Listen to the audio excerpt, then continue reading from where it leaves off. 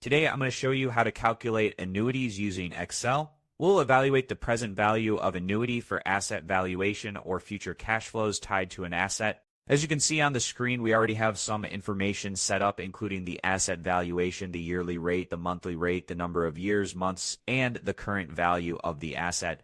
Now to calculate the present value, go ahead and type in the formula by entering equal PV and then choose the yearly rate.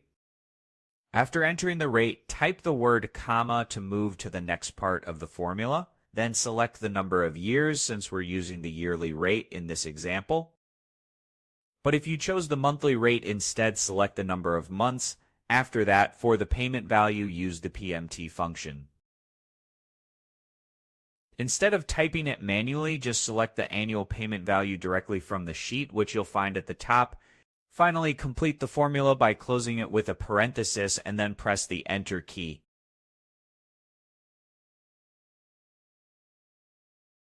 Once you do that, you'll see the current value of the asset appear. This is the amount you would need to invest today to match the value of those future payments.